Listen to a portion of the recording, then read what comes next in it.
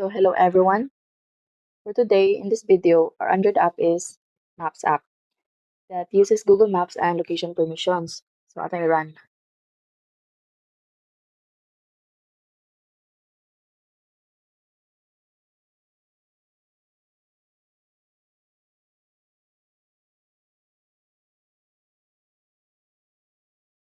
As you can see, na yung runtime permission here.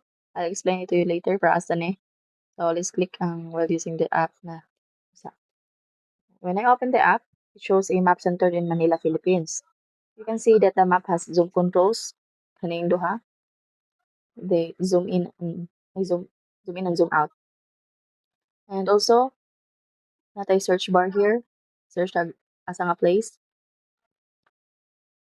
The next, natay may location button. I-click nato ni to move to our location.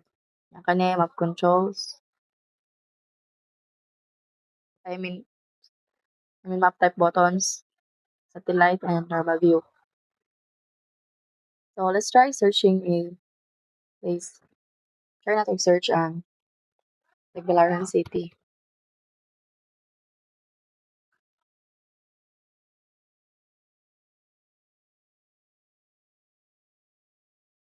As you can see, the camera moves to Tagbilaran City and nag-add sa siya red marker mo niya itong search.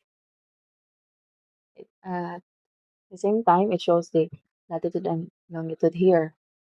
And also, we have 14.21 kilometer away from our location. So, back ka-click sa atong may location button. Here, we will click the my location button.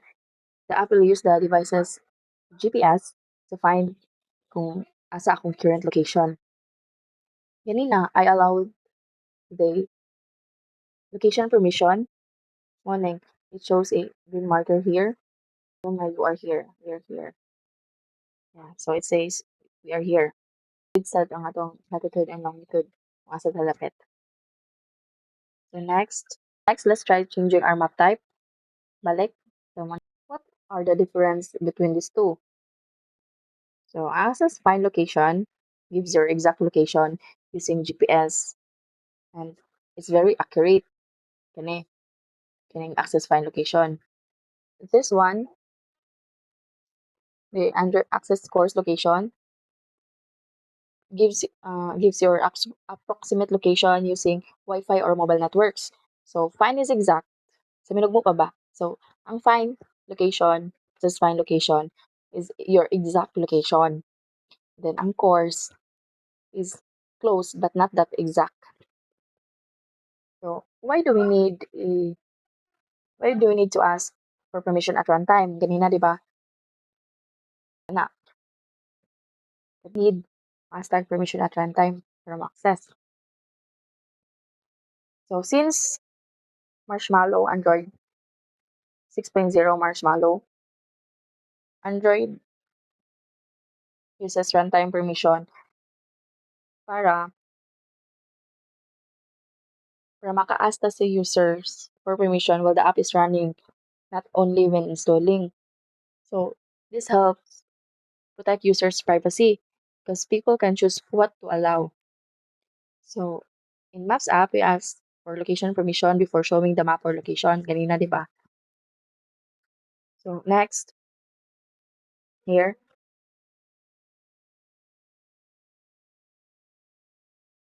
this location. At aring dapit. So, what is this? What is fuse location and why do we use it? So, fuse location provider client helps get the user location in the best and most battery saving way. It combines GPS, it combines GPS, Wi-Fi, and mobile data to find where you are. I-combine natin ng GPS, Wi-Fi, mobile data para pangita jud og asa ka. So, how do you add a marker on the Google Maps? So, We add a marker using this code. Atong markuan. That this using this code. This shows a pin on the map at the location of Manila with this line.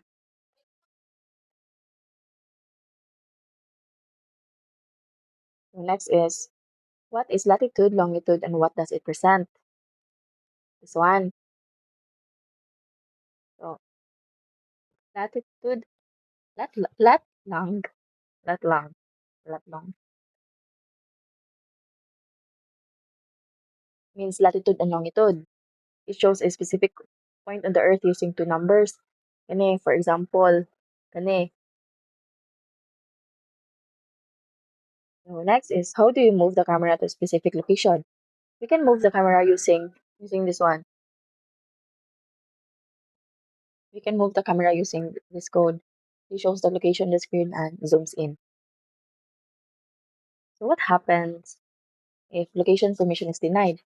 If the user denies the location permission katong pagsugod, Maps app Maps app cannot show the current location. The app will show a message like location permission is denied here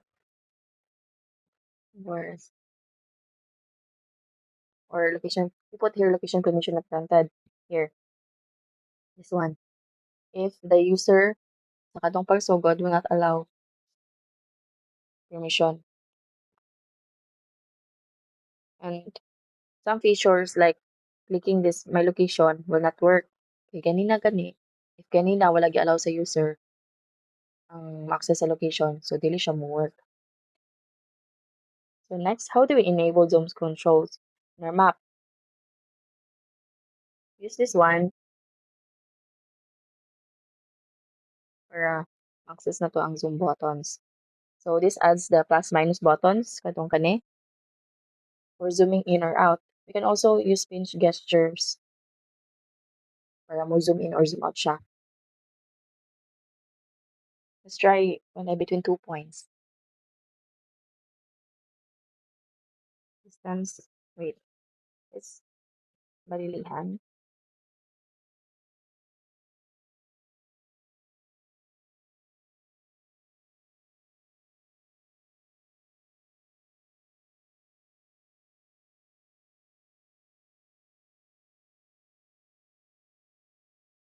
Um,